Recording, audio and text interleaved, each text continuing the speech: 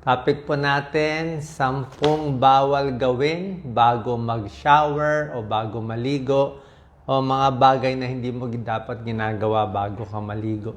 Pero bago natin pag-usapan yan, I think pag-usapan muna natin yung mga maling akala. Okay? Marami sa kababayan natin may maling akala sa paliligo, lalo na sa paliligo sa gabi. Diba? Okay ba maligo sa umaga, maligo sa gabi? Alam ko sa atin marami tayong paniniwala na masama daw maligo sa gabi dahil nakaka-arthritis daw, baka daw magkaroon ng wet lungs, mababasa yung baga, baka daw magkasipon, magkapulmonya. Okay? Base po sa pag-aaral namin, wala pong connection yung paliligo sa gabi. Tsaka maraming bansa, sa Japan, sa ibang bansa, lagi naman naliligo sa gabi. Lagi ako sa gabi naliligo. Maraming benefits kasi yung paliligo sa gabi. Pag sa gabi, syempre masarap ang tulog mo, mas malinis ka, pati unan mo, kama mo mas malinis, mas hindi ka magkaka-infection at mga pimples. Yung sinasabi nila, pag naligo daw sa gabi, magkaka-arthritis, iba po yun. Pag sinabing rheumatoid arthritis, autoimmune disease to, kadalasan sa babae, at namamaga yung joints. Wala namang connection yung paliligo sa gabi o sa umaga. Dinidikit lang nila yung arthritis sa ligo sa tingin ko dahil naliligo siguro sila ng malamig. Baka ang tubig nila sobrang lamig, giniginaw sila, sumasakit yung joints nila. Kaya sinasabi nila, baka nagkaka-arthritis. Pero wala pong connection. Isa pang maling paniniwala, ang paliligo daw sa gabi nagkakaroon ng wet lungs. Ano tong wet lungs? Pulmonya. Ang pulmonya po, virus to o bacteria to, bacterial infection, kaya nagkakapulmonya. May ubo, may plema, nahirapan huminga, may lagnat. So, walang connection din sa paliligo sa gabi. Baka yung connection dito, sinasabi nila, baka nalamigan ka. Diba? Palagay natin, umulan, nabasa ka ng ulan, malamig, pag-uwi, inubo, natrangkaso. Baka doon nila kinoconnect. Actually, pag nabasa tayo ng ulan, lalo na nalamigan, pwedeng humina ang immune system pag nalamigan tayo. Kasi gusto ng katawan natin, maganda yung temperature. 37 degrees tayo. So pag nalamigan ka, bumaba yung temperature, minsan humihina ang immune system. So pag nalamigan, pag humina ang immune system, pwedeng magkasipon, pwedeng magkatrangkaso dahil humina ang immune system mo. Hindi dahil sa paliligo sa gabi. Kaya sabi ko nga, pag nabasa ka sa ulan, ituloy mo na sa ligo, pwede mo ituloy sa ligo, pero maligamgam na tubig o mainit-init na tubig, mas gusto natin. So, kung takot kayo dyan sa mga arthritis, wet lungs, sipon, maligo ng maligamgam na tubig. Tsaka pwede rin naman sa gabi, maraming benefits sa gabi. Okay? Walang katotohanan yan. Iba sinasabi, bawal maligo pag may regla. Actually, wala rin connection Siguro yung lumang-lumang panahon, baka siguro sa dagat sila naliligo, may regla, baka may pumasok na infeksyon. Pero ngayon, malinis na ang tubig natin. Kaya kahit may regla, pwede naman maligo basta malinis yung tubig. Ngayon po, ang topic natin, ano tong mga 10 bawal gawin bago mag-shower o bago maligo. Okay? Ito, baka ginagawa nyo to. Number 1, bawal kumain ng marami. Yung bagong kain mo pa lang, kumain ka ng sambandihadong kanin, busog na busog ka, tapos maliligo ka. Diba? Magugulo yung katawan natin. Kasi focus yung katawan natin sa digestion Tinutunaw pa niya yung kinain mong marami, sasabayan mo ng ligo, baka hindi maganda digestion mo. Baka hindi ka matunawan.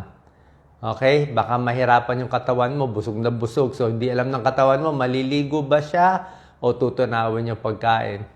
Kung kumain ka ng medyo spicy foods, diba? Very spicy, pinapawisan ka, tapos maliligo ka, baka hindi rin maganda. Number 2, dapat iwasan bago maligo or mag-shower, pag-inom ng alak. Alak, lasing, di ba yung iba ganyan? Kung kailan lasing, tsaka maliligo. Ang problema dito, siyempre lasing ka, pwede ka maaksidente. Pwede ka matumba sa banyo. Ang alcohol nakaka-dehydrate. Alam niyo naman, pag uminom ka ng alak, ihi ka ng ihi, dehydrated ka. Tapos maliligo ka ng mainit, o madi-dehydrate ka na naman. Kulong ka pa sa banyo, walang hangin, madi-dehydrate ka. So pwede ka ma-dehydrate. Kaya nga dapat pag inom ng alak, bawat beer na inumin mo o red wine, dapat isang basong tubig ang kasabay para hindi ma-dehydrate. So, iwas ang alak bago maligo. Number 3, sobrang exercise. Yung pagod na pagod, pawis na pawis. Alam ko yung mga atleta, kaya yan eh. Yung mga athlete, after exercise, ligo. Pwede yon, bata pa sila. Okay? Yung iba, yung mga atleta, naliligo ng malamig. Maganda yan, para daw pumayat, di ba? Pampagising, malamig. Pag bata ka pa, siguro po pwede. Pero sa mga senior citizens, sa mga may edad, kahit edad 45-50, hindi ko na pinapayo yung malamig na tubig. Dapat siguro maligamgam na tubig. Medyo malapit sa temperature natin, mas hindi hirap ang katawan. Tapos pag sobrang pagod sa exercise, pawis, pagod na pagod, sa akin, pahinga muna kayo. Wala namang masama di ba? After exercise, kailangan may cool down. Kaya nga may warm up bago mag-exercise. Tapos ng exercise, cool down muna. Mga 15-30 minutes, pahinga muna, relax muna, pababain muna yung heart rate, di ba? Yung pawis, relax muna bago ka mag-shower. Number 4, bawal na bawal gawin bago maligo, bawal magdala ng electronic equipment. Okay, meron ako mga kakilala, nangyari yan. Bawal magdala ng mga gadgets. Dati may mga radyo pa, naka-plug sa kuryente, pwedeng makuryente. Mga cellphone, naka-plug pa, pwede ka makuryente. Cellphone, pwede mahulog sa tubig. Delikado. Madi-distract, di ba? Yung iba, nakita ko yung mga lumang heater. May pasyente ako dati, yung lumang heater na nakasaksak pa. Nahulog yung I think yung shower o nahulog, nakuryente siya. Nakuryente siya. Pag kuryente niya, bumagsak siya sa Kaya yung mga ibang mga lumang heater na desaksak, medyo delikado. Kasi nga, electrical equipment, pati tubig, baka makuryente, biglang madisgrasya tayo. Number 5, bawal gawin, bawal hindi tanggalin yung makeup. Kaya kung marami kayong makeup, marami kayong pinahid, bago maligo, tinatanggal mo na yung makeup. Otherwise, hindi mo malilinis ang mukha mo. Number 6, tulad ng makeup, yung mga maraming lotion, maraming oil, tinatanggal din muna. Okay, mga bagong massage, maraming oil, hindi rin pwede agad-agad. Usually, pag bagong massage, hintay mo na mga 4 hours. Mga ganun Ilang oras muna bago maligo. Number 7, huwag din magmamadali bago maligo. Yan ang problema. Marami pagising sa umaga, gusto maligo, rush, nagmamadali. Merong mga nai-stroke dyan. Okay? Marami ako nakikilala nai-stroke. Bakit? Sa umaga, very stressed ka, marami kang iniisip. Tapos maliligo ka, usually tumataas ang blood pressure. Tapos pagpunta mo sa banyo, kulob na kulob yung banyo, mainit. Tapos magbubuhos ka pa ng tubig, tumataas. Tingnan mo pag pagod na pagod, nag-rush, i-check mo blood pressure mo, tapos maligo. Usually high blood sila. Naka-high blood sila. Meron na i-stroke sa banyo kasi nga kulang sa oxygen, walang hangin. Mainit ang shower, di ba? Napagod pa. Mga bata, hindi nyo ito nararamdaman. Pero pagdating nyo ng edad 50, 60, lampas, makikita nyo, pagkaligo nyo parang hingal. Diba? Kayo mag-comment, totoo, mas hingal kasi nga, mas matanda, mas mahina ang baga, mas mahina ang puso, mas mahina ang muscle, mas hingal. Kaya sabi ko nga maganda may silya. May silyang plastic ako lagi sa banyo para medyo relax pa. Habang nagpupunas ng paa, wag na masyadong yuyuko. Yung mga senior, di ba? Paglilinis na pa, yuyuko, baka ma-vertigo kayo, bumagsak kayo. Delikado po. Tapos may sabon pa sa mata. Nahulog yung sabon, di ba? Matutumba ka doon. Number 9, dapat pinakamaingat sa mga accidents. Okay? Number 9, iwas sa accident sa banyo. Tulad na sinabi ko, pwede may silya. CR namin may mga handlebars. Very important yung handlebars. Hindi pwede wala. Pag ganun, wala kang mahawakan. Tapos yung tapakan talaga, ilang beses, kahit ako, muntik-muntikan eh. Minsan, hindi pantay yung sahig, di ba? Yung tiles. So, pag basang-basa, pwede ka matapilok. So, either may hawakan ka o maglagay ka ng rubber. Kaya lang yung rubber, dumudumi naman. Patong mo sa tile. Minsan, yung baro ko na lang ang nilalagay ko basa para meron akong matapakan. May kapit lang yung paa mo na huwag kang matumba sa CR. Kasi, number 1, cause of accidents at pagkamatay sa banyo nangyayari. Kung meron ka mga jewelry, accessory, kailangan tatanggalin muna bago maligo, ha? Kasi baka maghalo sa chemical. Number 10, ingat din, baka meron kang iniinom na gamot. Baka may gamot kang mga antihistamine, pampaantok, o gamot sa mental health, antidepressant, para sa nervyos, baka hilo-hilo ka pa, mabawasan yung alertness mo. So, ingat din sa mga ganitong gamot. Okay? So, saan ba nakatulong itong mga tips bago mag-shower? Ano naman ang dapat gawin? Ito yung mga don'ts 1 to 10. 8 dapat gawin habang naliligo. Yan. Dito naman tayo sa dapat gawin. Sa dapat gawin, number 1, mas maganda maligam-gam na tubig. Okay? Bata man o matanda, perfect yan. Yung malamig kasi, merong iba nagtuturo malamig. Pang-bata yon, pampagising yung malamig. Kung nangangati ka, pwede rin malamig. Nangangati, may mga eczema, gusto nila cold. O sa umaga, papasok sa school, pampagising, pampabilis na metabolism. Yun lang ang malamig, pero hindi rin sobrang lamig. Usually, gagawin nga, maligam-gam na tubig. Tapos sa dulo, yung ending na ng shower mo, pwede mo lagyan ng konting lamig kung gusto mo bago magtrabaho. Number 2, sa paggamit ng sabon. Kailangan tama ang sabon sa katawan, tama ang sabon sa muka, tama ang shampoo sa buhok. Yung iba nagtitipid, di ba? Pag bata pa tayo, yung sabon pang katawan, pinang-shampoo natin, mali. Di ba? Iba ang pH so hindi maganda. Yung sa katawan, depende, pwedeng medyo dry na soap, nakaka-dry na soap, medyo pwede. Pero sa mukha, para sa akin, dapat medyo oily. Kasi pag yung dry na soap ginamit ko sa mukha, lalo ako nagda-dry, maglalabas lahat ng dry. So sa mukha, mas sensitive dapat yung sabon, mas mild, wala masyadong perfume, at hindi masyadong matapang yung sa mukha. Very important. Kundi, mabilis tayo tumanda. Yung sa katawan, pwede naman kung anong sabon ang gusto nyo. Isa pa, pagdating sa private part, sa maselang parte ng babae, ng lalaki, huwag masyado sasabunin. Actually, medyo bawal sabunin. Dapat nilagay ko sa bawal. Sa mga babae, hindi rin pwede yung matapang na sabon, sinasabon. Usually, water lang tubig lang, o kung gusto mo, very mild lang yung soap. Malabnaw na malabnaw, lalo na sa babae at sa lalaki, hindi dapat sinasabon yung pinaka-sensitive. Pero sa singit, pwede magsabon. Walang problema. Okay? Pwede sabunin yung mga mababahong parte ng katawan. Ano yung pinaka-mababahong parte ng katawan? Meron tayong sweat glands, di ba? Ang sweat glands natin, 2 klase.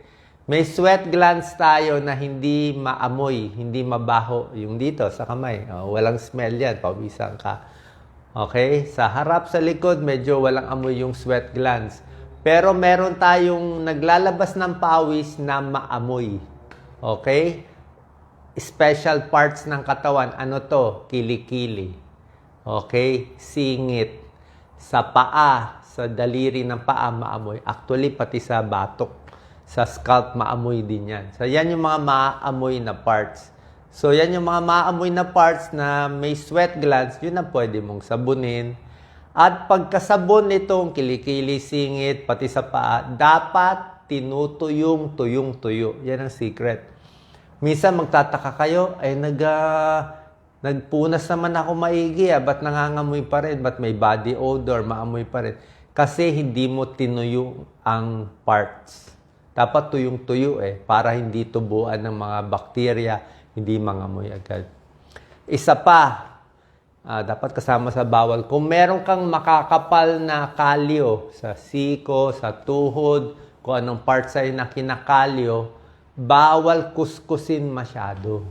Yan ang turo ni Dr. Katigo, dermatologist. Yan ang kamalian natin. Maraming kababayan natin ganito ginagawa. Pag play natin, nangingitim dito kasi lagi tayo nakapatong yan. Pag nangingitim dito, ang gagawin ng iba, lalong kukuskusin para pumuti, di ba? Mali po.